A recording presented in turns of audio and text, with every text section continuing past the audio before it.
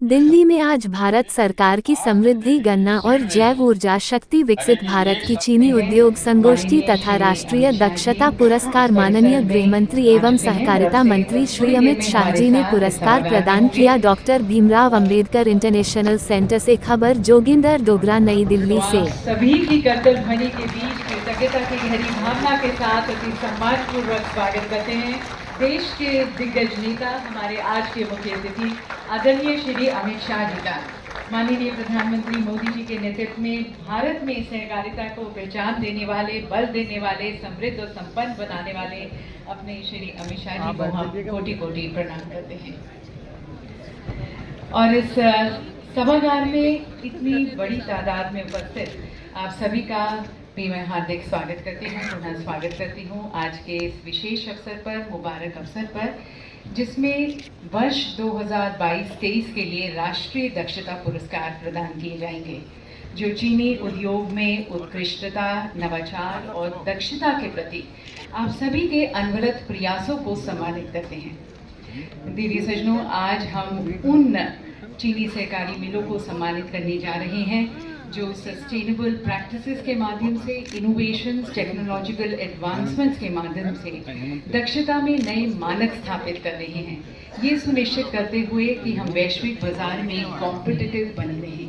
और आप सभी के ये अनवरत प्रयासों का चीनी का प्रोडक्शन और कंजम्पशन वैश्विक बाजार में चीनी की उपलब्धता और कीमतों पर आदरणीय श्री अमित शाह जी से कि आप अपने कर कमलों द्वारा ये दीप प्रज्वलित कर पुरस्कार वितरण समारोह वर्ष 2022-23 के जो दक्षता पुरस्कार आज प्रदान किए जा रहे हैं उसका मंगलमय शुभारंभ करें।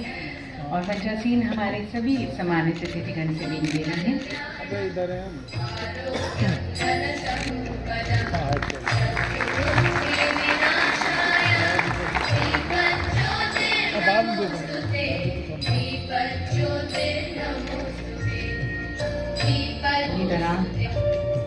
हम अपने प्रयासों के माध्यम से, अथक प्रयासों के माध्यम से विठ्ठल रुक्मिणी की आभूषण जड़ित प्रतिमा भेंट कर रहे हैं, उन्हें आदरपूर्वक भावना से सम्मानित कर सादर धन्यवाद कर रहे हैं।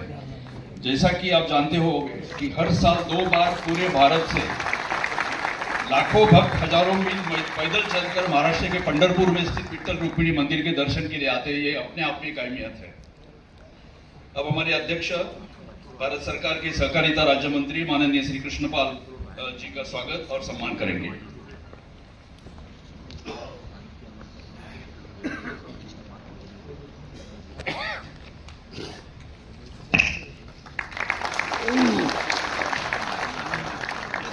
अब मैं हमारे फैक्ट्री के पुरस्कार से नवाजा जाता है श्री छत्रपति शाहू सहकारी साखर कारखाना लिमिटेड, कागल, महाराष्ट्र। इस पुरस्कार को ग्रहण करने के लिए हमारे साथ मिल के निदेशक श्री समरजीत सिंह घाटके जी, साथ साथ श्री वीर कुमार अप्पा साहेब पाटिल जी मंच पर इस पुरस्कार को लेते हुए तालियों के साथ, जोरदार तालियों के साथ इनका यहाँ पर मंच पर स्वागत। इस मिल की उपलब्धियों के बारे में आपको बताएं तो उच्च रिकवरी जोन में सर्वश्रेष्ठ प्रदर्शन किया है। मानक पैरामीटर श्रेणियों में गन्ना विकास, तकनीकी दक्षता और वित्तीय प्रबंधन के लिए समग्र रूप से अधिकतम अंक भी इस मिल ने प्राप्त किया है। और अब अन्य रिकवरी जोन क्षेत्र में ओवरऑल बेस्ट सहकारी चीनी फैक्ट्री पुरस्कार से सम्मानित किया जाता है सुब्रमण्य सेवा cooperative sugar mills limited, Tamil Nadu को। मंच पर हमारे साथ श्रीमती आर प्रिया एडमिनिस्ट्रेटर और श्री एस सुब्रमण्यन जी, साथ साथ श्री डी मुरुगेसन पुरस्कार ग्रहण करते हुए मानक पैरामीटर श्रेणियां जैसे गन्ना विकास, तकनीकी दक्षता और वित्तीय प्रबंधन के लिए सुब्रमण्य सेवा मिल ने अधिक थोड़ा पीछे आइए, पीछे इधर और अब देवी सज्जनों, आज का प्रतिष्ठित पुरस्कार स्वर्गीय श्री वसंतदादा पाटिल जी की चीनी उद्योग के लिए महत्वपूर्ण सेवाओं को मान्यता देते हुए अब प्रस्तुत है Vasantdada Patil award for the overall best cooperative sugar factory on all India basis. और ये पुरस्कार से नवाजा जाता है भीमा शंकर सहकारी साखर कारखाना लिमिटेड महाराष्ट्र। चेयरमैन श्री भगवान भेंडी जी, साथ साथ वाइस चेयरमैन श्री प्रदीप वत्स पाटिल जी मंच पर इस पुरस्कार को ग्रहण करते हुए। बहुत बहुत धन्यवाद आदरणीय श्री अमित शाह जी का इन पुरस्कारों को प्रदान करने का। और देवी सज्जनों, अब हम सभी हमारे मुख्य मोदी जी का भी हम स्वागत करना चाहते हैं, क्योंकि उन्होंने पहली बार सर आपकी सहकारिता मंत्रालय अलग से बनाई और पहला सहकारिता मंत्री सब आप बन गए, इसलिए हमको सबको बहुत खुशी है। सर आप जब आपने ये पदभार संभाला, 3 बहुत ऐतिहासिक डिसीजन सर आपने लिया है। पहला डिसीजन सर, हम 27 साल इनकम टैक्स के बारे में हाई कोर्ट, सुप्रीम कोर्ट, हम ये इतने बार हम उसका हम प्रयास कर रहे थे, लेकिन कोई सरकार ने हमको मदद नहीं की।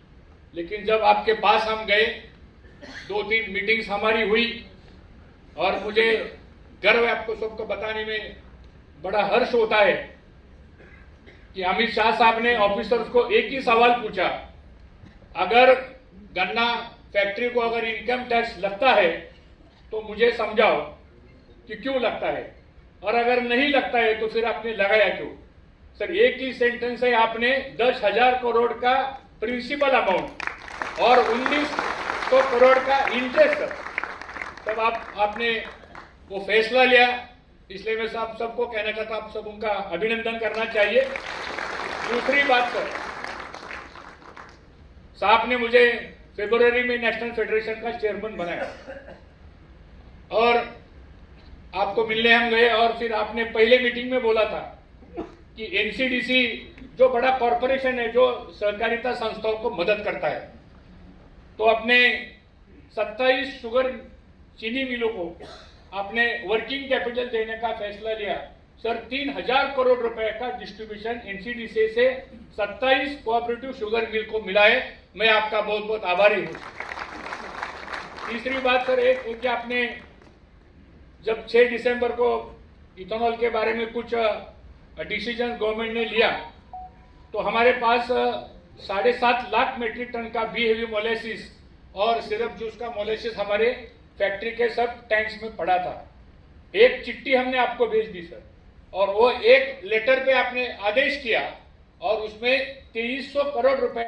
चीनी मिल गन्ना विकास मंत्री उत्तर प्रदेश शासन, मेरे मित्र और गुजरात के पूर्व मंत्री श्रीमान ईश्वर भाई पटेल, और आज देश भर की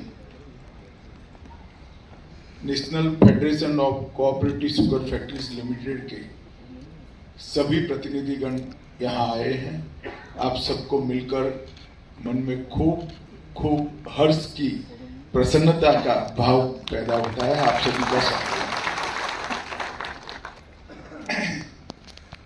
भाई बहनों, हमारा देश बहुत पुराना सहकारिता आंदोलन का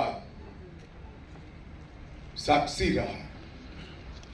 सहकारिता कानून में ढली इसके पहले हमारे देश में सहकारिता का भाव हमारी संस्कृति का अभिन्न अंग रहा है।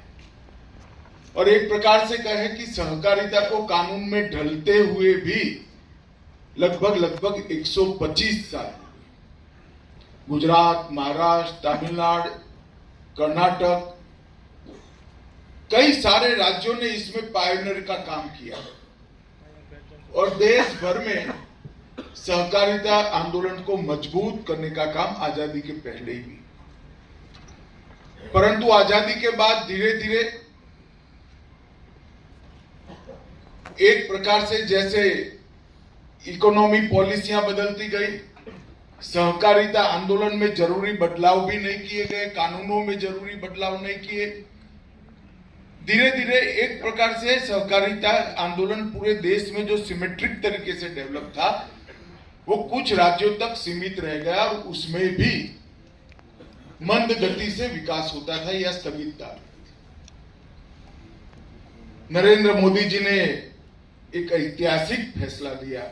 1947 से एक मांग हमेशा सहकारी आंदोलन से जुड़े हुए कार्यकर्ताओं की रही कि एक अलग सहकारिता मंत्रालय भारत सरकार में हो। 1947 से अब तक 2 साल पहले तक सहकारिता मंत्रालय एक कृषि मंत्रालय के जॉइंट सेक्रेटरी में सीमित रहकर रह गए। उसको केवल राज्य सरकारों के भरोसे छोड़, और राज्य सरकार के भरोसे छोड़ने के बाद राज्य सरकारों ने बहुत अच्छा काम किया,